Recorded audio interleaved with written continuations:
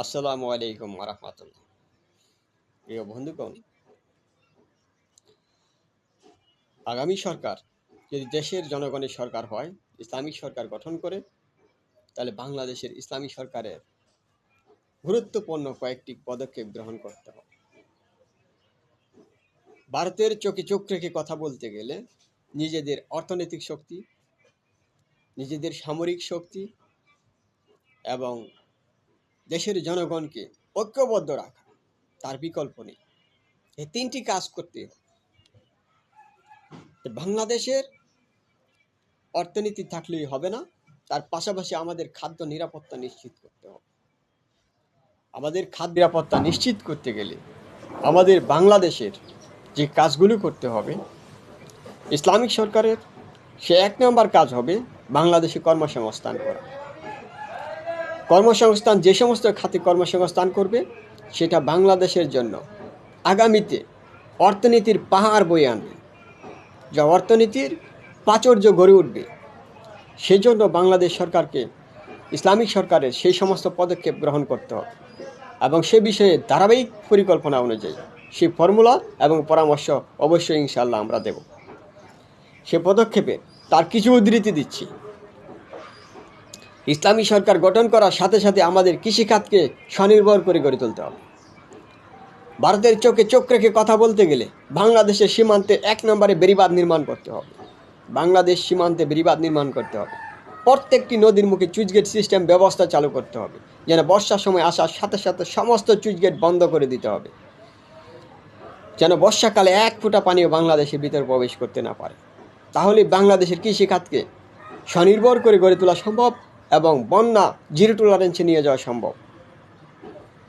সীমান্তে বেড়িবাঁধের পাশাপাশি বাংলাদেশের প্রত্যেকটা নদীর মধ্যে বেড়িবাঁধ নির্মাণ করতে হবে, নদী খননের পদক্ষেপ গ্রহণ করতে হবে এবং সেগুলো করার জন্য স্বল্প খরচে করার সকল ফর্মুলা ইনশাল্লাহ আমি দেওয়ার চেষ্টা করব। সর্বাত্মক আমি চেষ্টা দিব এবং সহযোগিতা করার সর্বাত্মক চেষ্টা করব। তবে ইনশাল্লাহ আপনারা বাংলাদেশ জামায়াত ইসলামীকে ক্ষমতায় আনার জন্য সর্বাত্মকভাবে সকলেই প্রচারণায় নেমে পড়ুন এবং দালাল এবং চাঁদাবাজ মুক্ত দেশ গড়ার লক্ষ্যে ইসলামিক সরকারকে দাঁড়িপাল্লা মার্কায় ভোট দিয়ে জয়যুক্ত করুন। সেজন্য বাংলাদেশের আমাদের কয়েকটি পদক্ষেপে ধাপে ধাপে পদক্ষেপ গ্রহণ করতে হবে। আমাদের টেকনোলজিক দিক থেকেও আমাদেরকে আগাতে হবে, সামরিক দিক থেকে আগাতে হবে, অর্থনৈতিকভাবে আগাতে হবে, খাদ্য নিরাপত্তার দিক থেকে শক্তিশালী হতে হবে। তাহলেই বাংলাদেশকে পৃথিবীর বুকে মাথা উঁচু করে দাঁড়ানোর সুযোগ হবে। এছাড়া কখনোই বাংলাদেশকে ভারত কখনোই মাথা উঁচু করে দাঁড়াতে দিবে না। আপনার যদি খাদ্যের নিরাপত্তায় স্বয়ংসম্পন্ন থাকে, তাহলে পৃথিবীর কোনো দেশ নেই যে আপনাকে পরাজিত করতে পারে। খাদ্য নিরাপত্তায় যদি আপনি স্বয়ংসম্পন্ন হয়, খাদ্যে স্বয়ংসম্পন্ন, অর্থনৈতিকভাবে স্বয়ংসম্পন্ন, সামরিকভাবে স্বয়ংসম্পন্ন, তাহলে পৃথিবীর এমন কোনো শক্তি নেই যে আপনাকে পরাজিত করতে পারে।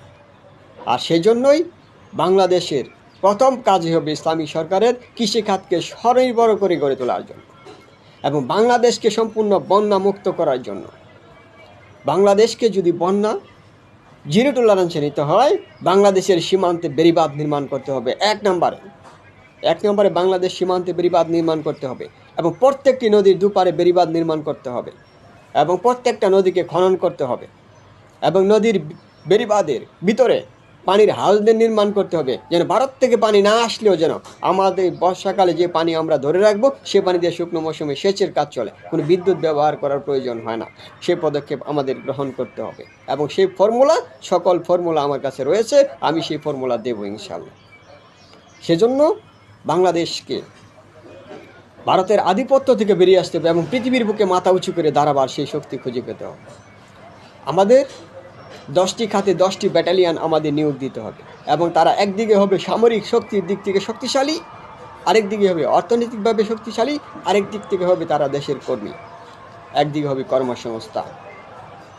অতএব আমাদের সেজন্য দেশপ্রেমিক ইসলামিক সরকার ছাড়া কখনোই এগুলো করা সম্ভব হবে না। আর এগুলো বাস্তবায়নের জন্য বাংলাদেশের সকল জনগণের প্রতি আহ্বান জানাচ্ছি, দেশপ্রেমিক এবং ইসলামপ্রিয় ব্যক্তিদের প্রতি আহ্বান জানাচ্ছি, যারা দেশপ্রেমিক সকলকে ইসলামী সরকারের বিকল্প নেই।